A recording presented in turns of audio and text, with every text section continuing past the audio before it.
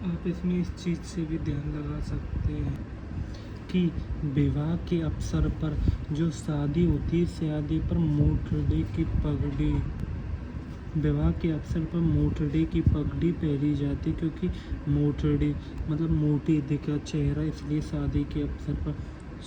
सावन माह में लहरिया, सावन महीना लहर का होता है, खूब हवाएं चलती हैं, इसलिए लहरिया पगड़ी पहन। ट्रक याद कर सकते हो, सावन में लहरिया, लहरें उठती हैं। दशहरे पर रावण को वध करते हैं, इसलिए मदिल की पगड़ी, दिल टूटता है इसलिए मदिल की पगड़ी दशहरे पर। फूल पत्तियों की पगड़ी किस पर? होली पर। होली पर कैसी? फूल पत्ती की पगड़ी। अब फूल पत्ती की पगड़ी क्यों? होली के रंगों के हिसाब से।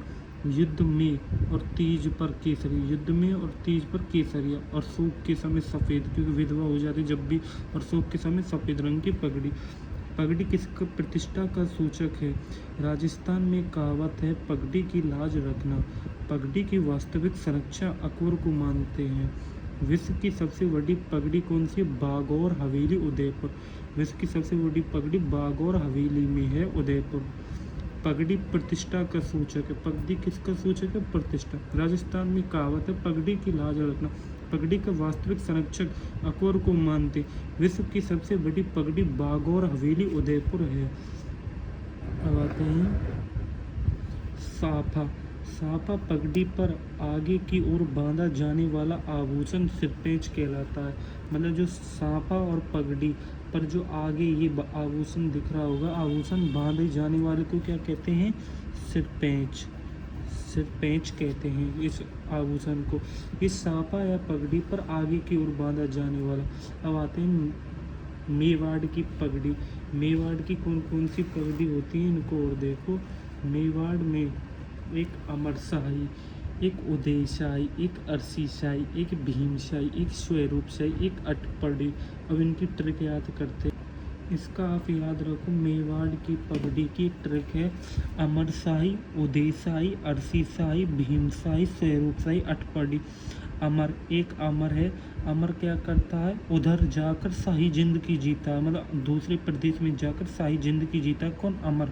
उदय शाही, उदशाही, उदय जाकर बढ़िया शाही जिंदगी जीता है। और 80 शाही, और 80 शाही शौक पाल लेता है। कितने? 80 शाही शौक पाल लेता है।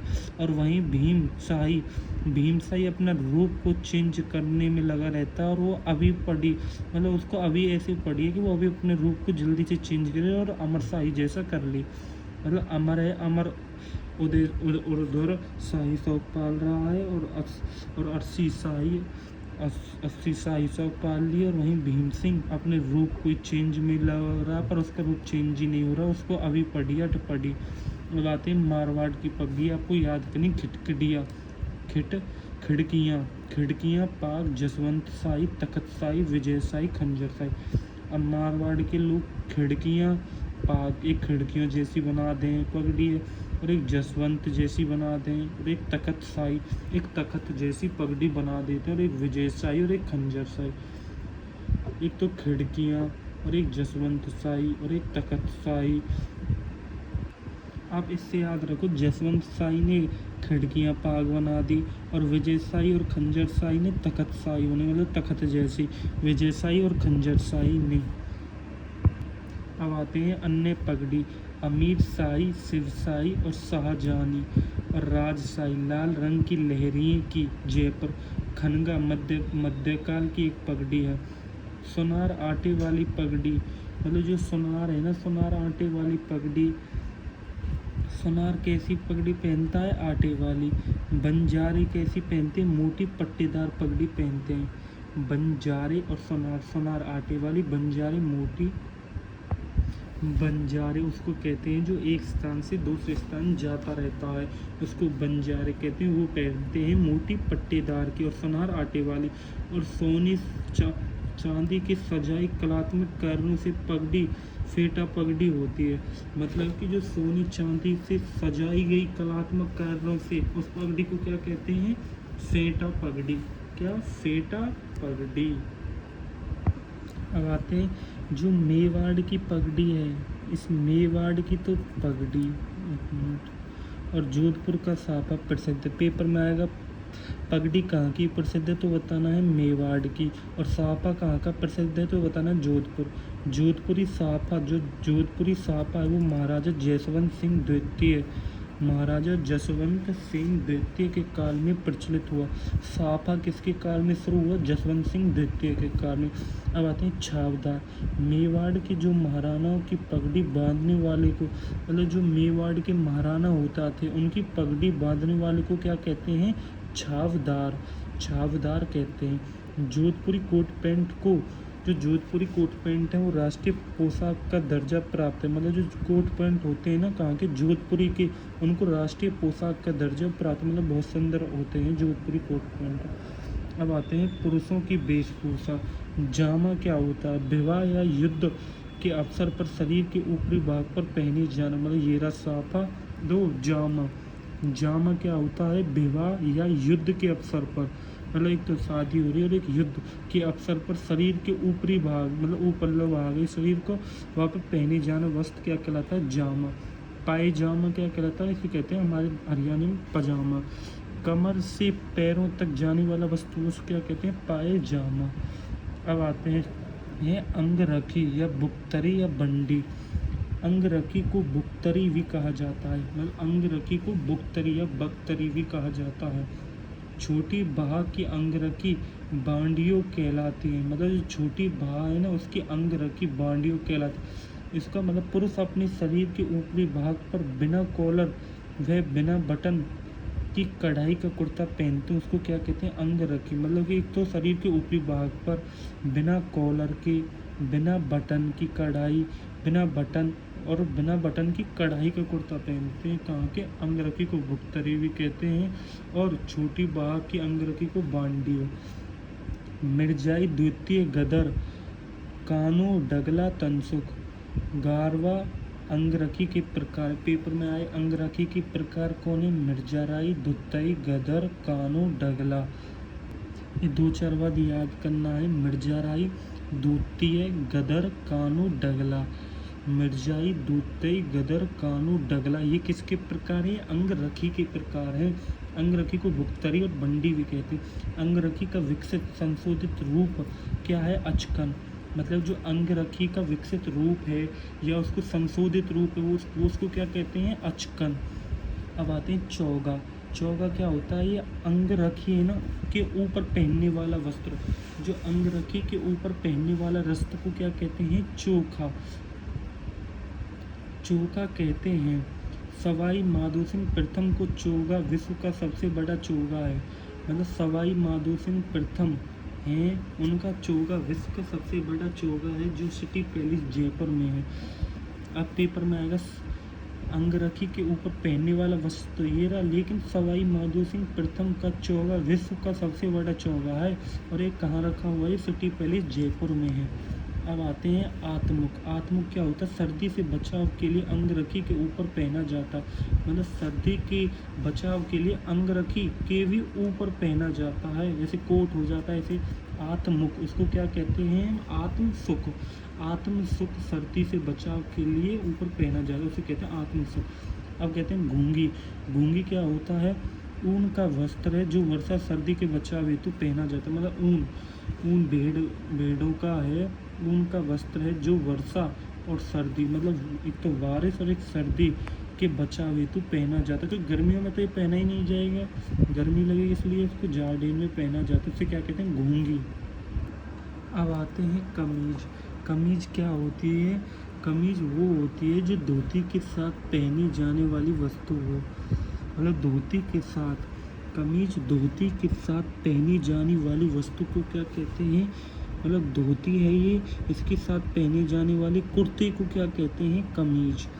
धोती किसे कहते हैं, कमर पर बांधे जाने वाला वस्त्र से धोती कहते हैं। भील जनजाति के पुरुष तंग धोती पहनते हैं, मतलब भील जाति के वस्त्र कौन सी धोती पहनते हैं, तंग धोती, जिसे डेपाड़ा कहते हैं। हमारी भाषा में तंग, वो तंग धोती तो पहनते हैं और उसको भी कहते हैं डेपाड़ा। कमर पर लंगोटी बांधते हैं, मतलब कमर पर लंगोटी बांधते हैं, उसे खोएतू कहते हैं। अगर वो धोती बांधेंगे तंग धोती तो उसे डेपाड़ा कहेंगे, अगर वो लंगोटी बांधेंगे तो उसे कहेंगे खोएतू। खोएतू।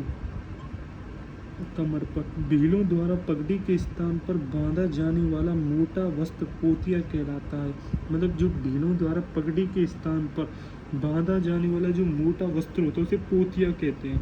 शहरिया पुरुष धोती को पंछा, सापा, खपड़ा, अंगरूखी को सलूका कहते हैं। मतलब जो शहरिया पुरुष धोती को क्या कहते हैं? शहरिया पुरुष धोती को पंछा, सापा, खपटा और अंगरखी को सलूका कहते हैं। अंगरखी को तो सलूका कहेंगे, लेकिन शहरिया पुरुष धोती को क्या कहेंगे? पंछा, सापा, खपटा। अब आते हैं कमरबंद। कमरबंद क्या है? कमर पर बांधे जाने वाला वस्त्र जिसमें तलवार, कटार, खंजर रहती है। कमरबंद मतलब कमर पर बंद, पटका। कमर पर बांधे जाने वाला वस्त्र जिनमें तलवार, कटार, खंजर रहती हैं उसे कहते हैं कमरबंद या पटका। कमर पर बांधे जाने वाला वस्त्र जिसमें तलवार, कटार, खंजर होती है, मतलब ये रहा कमरबंद, और जिस पर तलवार, कटार, खंजर बांधते हैं। अब आते हैं ब्रिजेस या ब्रिजस। पायजेनुमा वस्त्र जो पैरों में घुटनों तक टाइट होता है। ब्रिजेस क्या होता है? पायजेनुमा वस्त्र जो पैरों से घुटनों तक टाइट होता है, टाइट होता है। इसे ब्रिटिश सरकार के लोग पहनते थे। कौन पहनते थे? ब्रिटिश सरकार के लोग पहनते थे। किसको? ब्रिजेस। अब आते हैं अमूवा। अमूवा क्या है? खाकी रंग का वस्त्र जिसे शिकारी पहनते थे। मतलब जो खाकी को पुलिस का भी कहते हैं, जिसे शिकारी पहनते हैं उसे क्या कहते हैं? अमूवा। अमूवा खाकी रंग का वस्त्र जिसे शिकारी। सूतना सर्दियों में बच्चों द्वारा पहने जाने वाला पजामा क्या कहलाता है? सूतना। सर्दियों में बच्चों द्वारा पहना जाने वाला पजामा सर्दियों में उसे कहते हैं सूतना। और डोडी क्या कहते हैं? पुरुषों का वस्त्र। पुरुषों का वस्त्र कौन सा है? टोडी। वे याद भी रखने पुरुषों का वस्त्र कौन सा, पेपर में कौन सा नहीं है। टोडी, सूतना, अमूवा, ब्रिजेस, कमरबंद, धोती, कमीज सब।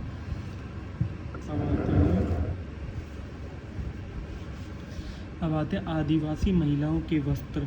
नानदन्ना आदिवासी महिलाओं का प्राचीनतम वस्त्र। जो आदिवासी महिला हैं उनका प्राचीनतम वस्त्र कौन सा है? नानदना आदिवासी महिलाओं का प्राचीनतम।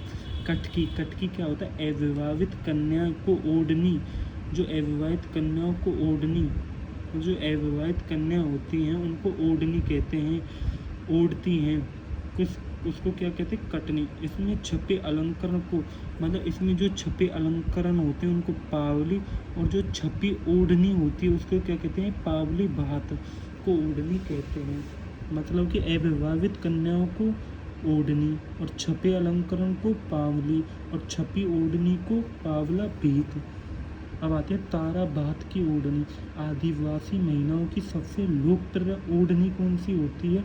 तारा बात की ओढ़नी आदिवासी महिलाओं की। नांदना तो वो है प्राचीनतम वस्त्र है आदिवासियों के। ज्वार भाता की ओढ़नी। ज्वार के दानों जैसी बिंदिया, जैसे ज्वार के दाने होते हैं ना, वैसी बिंदिया है क्या? ज्वार भात की ओढ़नी। अब आते केरी बात की ओढ़नी। ये आदिवासी महिलाओं के वस्त्र हैं, इनको एक क्रम से याद करना। नांदन्ना, कटकी, तारा भाता, ज्वार, केरी कात की ओढ़नी।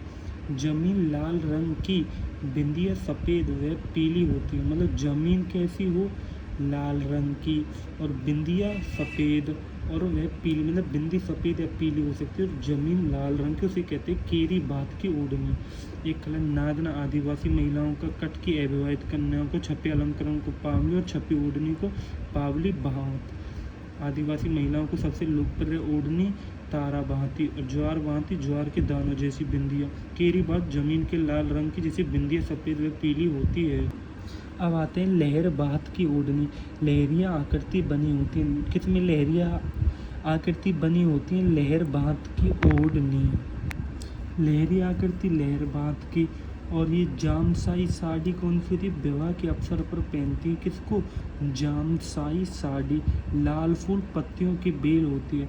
मतलब पत्तियों की बेल होती है, जो पत्ती होती है उस पर लाल फूल लगाए जाते हैं, उसकी बेल होती है जामसाई साड़ी विवाह के अवसर पर। अब आते हैं कच्छा भू।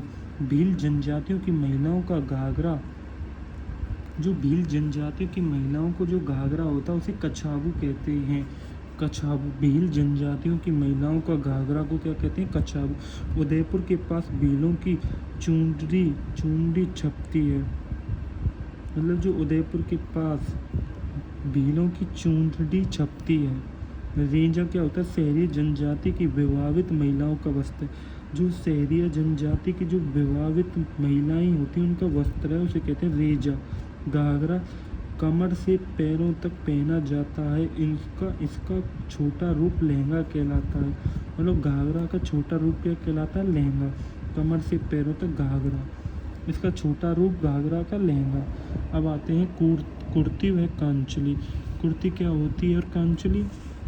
महिलाओं के शरीर के ऊपरी हिस्से के वस्त्र जिसमें कुर्ती बिना बाहों की होती है, मतलब जिनमें कुर्ती बिना बाहों की होती है उसे क्या कहते हैं? कुर्ती या कांचली। मतलब बाह नहीं होती, कांचली में बाहें नहीं होती। महिलाओं के शरीर के ऊपरी हिस्से को जिसमें कुर्ती बिना बाहों की होती है, मतलब बिना बाहें की होती हैं। कांचली में भी बाहें नहीं होती हैं, मतलब कि इसमें कुर्ती में तो बिना बाहों की होती है और कांचली में बाहें होती हैं। कुर्ती बिना बाहों की होती है, कांचली बाहों की होती है। अब आते हैं अंगी। बिना बाहों के वाली चोली अंगी कहलाती है, मतलब बिना बाह वाली चोली अंगी कहलाती है। अब जैसे महिला है, उस महिला की बाह नहीं होती, ये रही इस महिला की, ये रही बाह। बिना बाह वाली चोली अंगी कहलाती है, मतलब जिसमें बिना बाह नहीं होती उसके क्या कहते हैं? अंगी या कुर्ती। दामनी, मारवाड़ में महिलाओं की लाल रंग की ओढ़नी। दामनी किसे कहते हैं? जो मारवाड़ की महिलाएं होती हैं और लाल रंग की ओढ़नी होती है उसको दामनी कहते हैं। तिलका या बुर्का, मुस्लिम महिलाओं का पहनावा क्या कहलाता है? तिलका या बुर्का। इम्पोर्टेंट, मुस्लिम महिलाओं का पहनावा तिलका या बुर्का। जिम्मी, फेरे के समय मामा द्वारा दी गई वधू द्वारा पहनी गई गोठा किनारी युक्त लाल ओढ़नी। मतलब फेरे के समय जो मामा द्वारा दी गई और वधू द्वारा पहनी गई गोठा किनारी युक्त लाल ओढ़नी, मतलब जो गोठा किनारी होती है ना युक्त लाल ओढ़नी, उसे जिम्मी कहते हैं। अब आते हैं साड़ी।